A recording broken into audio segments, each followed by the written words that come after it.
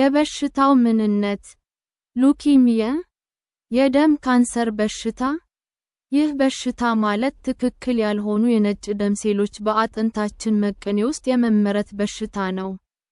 እነዚህ ትክክል ያልሆኑ የነጭ ደም ሴሎች ስራቸውን በትክክል አይሰሩም። እነዚህ ትክክል ያልሆኑ የነጭ ደም ሴሎች በብዛት ይራቡና ጤነኛ የሆኑትን የደም ሴሎች ስራቸውን እንዳይሰሩ ያደርጓቸዋል።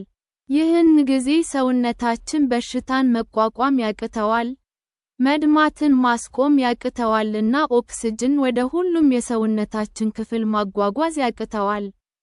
ሂስትሪ የበሽታው አመጣጥ ታሪክ በ1827 ዓመተ ምህረት አልፍሬድ አርማንድ ሉስ መሪቬልፖ የሚባል የሕክምና ባለሙያ ስለዚህ በሽታ የመጀመሪያውን ገለጻ አደረገ።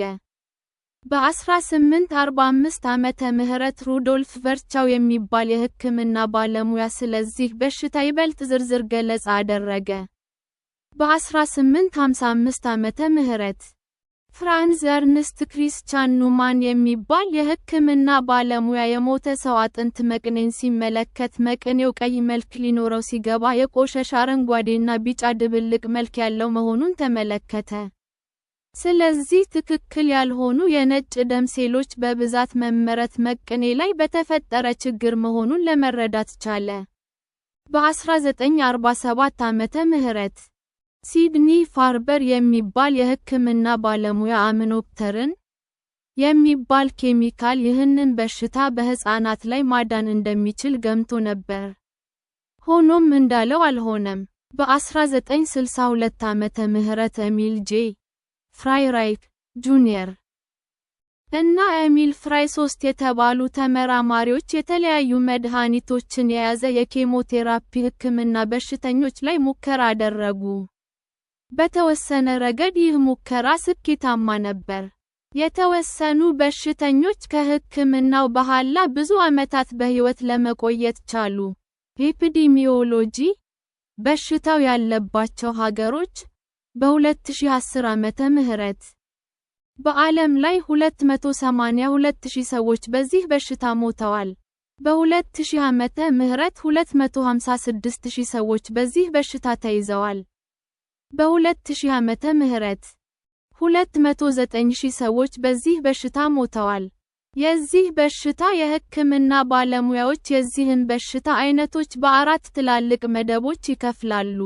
እነዚህ መደቦች አኪዩት፣ ክሮኒክ፣ ሊምፎሲቲክ እና ማየሎጀነስ ናቸው። ክሮኒክ አንድ አኪዩት ሉኪሚያ በነጭ ደም ሴሎች የህይወት ዑደት ውስጥ የተለያዩ የእድገት ደረጃዎች አሉ። አኪዩት ሉኪሚያ የሚባለው የዚህ በሽታ አይነት እድገታቸውን ያልጨረሱ እና ለሰውነታችን ምንም ጥቅም የማይሰጡ እንጭጭ የነጭ ደም ሴሎች በብዛት መመረት በሽታ ነው። ይህ በሽታ በከፍተኛ ፍጥነት የሚያጠቃ በሽታ ነው። ክሮኒክ ሉኪሚያ የሚባለው የዚህ በሽታ አይነት ውስጥ በተወሰነ ረገድ ጠቃሚ እና እድገታቸውን የጨረሱ ነጭ የደም ሴሎች ይመረታሉ። ስለዚህም ይህ በሽታ ቀስ እያለ የሚያጠቃ በሽታ ነው። ሊምፎሲቲክ አንድ ማየሎጀነስ ሉኪሚያ ሊምፎሲቲክ ሉኪሚያ ይህ ማለት በካንሰር የተጎዳው መቅኔ ክፍል ሊምፎሳይትስ የሚባሉትን የነጭ ደም ሴሎችን የሚያመርተው ክፍል ነው። ማየሎጀነስ ሉኪሚያ ይህ ማለት በካንሰር የተጎዳው መቅኔ ክፍል ቀይ የደም ሴሎችን፣ ሌሎች የነጭ ደም ሴሎችን እና ፕላትሌቶችን የሚያመርተው ክፍል ነው። ከላይ በተቀመጡት ዋና ዋና መደቦች መሰረት የዚህ በሽታ አይነቶች የሚከተሉት ናቸው። አኪዩት ሊምፎሲቲክ ሉኪሚያ ኦል የዚህ አይነቱ በሽታ ሌላ ስሙ ሊምፎብላስቲክ ሉኪሚያ ነው። ሕፃናት ላይ ከሚከሰቱ የደም ካንሰር በሽታዎች ብዙ ጊዜ በመከሰት ይህ አይነቱ ካንሰር አንደኛ ነው። ይህ አይነቱ በሽታ ትላልቅ ሰዎችንም ያጠቃል፣ በተለይ ከ65 ዓመት በላይ የሆናቸውን ሰዎች። በዚህ በሽታ የተያዙ ሕፃናት ከ5 ዓመት በላይ በሕይወት የመቆየት ዕድላቸው ከ85% በላይ ነው። በዚህ በሽታ መደብ ስር ያሉ አይነቶች የሚከተሉት ናቸው። ፕሪከርሰር ቢ አኪዩት ሊምፎብላስቲክ ሉኪሚያ ፕሪከርሰር ቲ አኪዩት ሊምፎብላስቲክ ሉኪሚያ፣ በርክትስ ሉኪሚያ እና አኪዩት ባይፊኖቲፒክ ሉኪሚያ። ክሮኒክ ሊምፎሲቲክ ሉኪሚያ (CLL) ከ55 ዓመት በላይ የሆናቸው ሰዎች ላይ ከሚከሰቱ የደም ካንሰር በሽታዎች ብዙ ጊዜ በመከሰት ይህ አይነቱ ካንሰር አንደኛ ነው። ይህ በሽታ ሕፃናትን ከስንት አንዴ ነው የሚያጠቃው። የዚህ በሽታ ህመምተኞች ብዙዎቹ ወንዶች ናቸው፣ ከ60% በላይ። የዚህ በሽታ ህመምተኞች ሕክምና የሚወስድ ለ5 ዓመት በሕይወት የመቆየት ዕድላቸው 82% ነው። የዚህ በሽታ ሐኪሞች እንደሚናገሩት ይህ በሽታ መዳን አይችልም። የዚህ በሽታ ከባዱ አይነት ቢ-ሴል ፕሮሊምፎሲቲክ ሉኪሚያ ይባላል። አኪዩት ማይሎጀነስ ሉኪሚያ (AML) ይህ አይነቱ በሽታ ከሕፃናት ይልቅ ትላልቅ ሰዎችን ያጠቃል።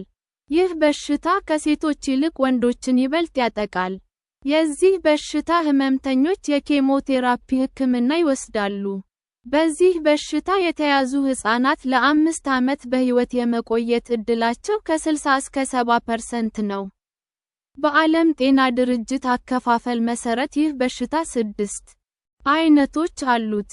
እነዚህም AML with recurrent genetic abnormalities, AML with myelodysplasia related features, therapy related AML and MDS, AML not otherwise specified, myeloid sarcoma, and myeloid proliferations related to Down syndrome. Chronic myelogenous leukemia (CML) ይህ በሽታ ብዙ ጊዜ የሚያጠቃው ትላልቅ ሰዎችን ነው። በዚህ በሽታ የተያዘ ሰው ለ5 ዓመት በሕይወት የመቆየት ዕድሉ 65.1% ነው። ነገር ግን ይህ በሽታ ያለባቸው ብዙ ሰዎች ግሊቬክ በሚባል የታርገተድ ካንሰር ቴራፒ ሕክምና ዘዴ። ይህ ሕክምና ማለት የካንሰር ሴሉን ደካማ ጎን በመጠቀም የካንሰር ሴሎቹን በመድኃኒት የመግደል ሕክምና ነው። በሕይወት የመቆየት ዕድላቸው እስከ 90% ከፍ ሊል ይችላል። ክሮኒክ ሞኖሲቲክ ሉኪሚያ የሚባለው በሽታ በዚህ መደብ ስር የሚገኝ በሽታ ነው። ሪስክ ፋክተርስ ለበሽታው ተጋላጭ የሆኑ ሰዎች የሚከተሉት ነገሮች ለዚህ በሽታ ይበልጥ ተጋላጭ ያደርጋሉ። አርቲፊሻል አዮናይዚንግ ሬዲዬሽን የተወሰኑ ቫይረሶች (ቫይሩስስ) እስከ HTLV1 (Human T lymphotropic virus) and HIV (Human immunodeficiency virus), ቤንዚን and some ፔትሮኬሚካልስ ቤንዚን እና የተወሰኑ የነዳጅ ኬሚካሎች አልካሌቲንግ ኪሞቴራፒ ኤጀንትስ ዩዝድ ኢን ፕሪቪየስ ካንሰርስ ለካንሰር ሕክምና የሚወሰዱ አልካሌቲንግ ኪሞቴራፒ ኤጀንትስ የሚባሉ ኬሚካሎች ማተርናል ፊታል ትራንስሚሽን ሬር ከእናት ወደ ልጅ መተላለፍ ሄር ዳይስ የፀጉር ቀለሞች ስሞኪንግ ማጨስ ጄኔቲክ ፕሪዲስፖዚሽን በተወሰኑ ዘረመሎች ምክንያት ዳውን ሲንድሮም የሚባል በሽታ ያለባቸው ሰዎች ኤሌክትሮማግኔቲክ ኤነርጂ ኮዘስ የበሽታው መነሻ ምክንያት የዚህ በሽታ ብዙዎቹ ህመምተኞች ላይ በሽታውን ያመጣውን ምክንያት በእርግጠኝነት መናገር አይቻልም። አንዳንዶቹ ላይ ግን ምክንያቶቹን መናገር ይቻላል።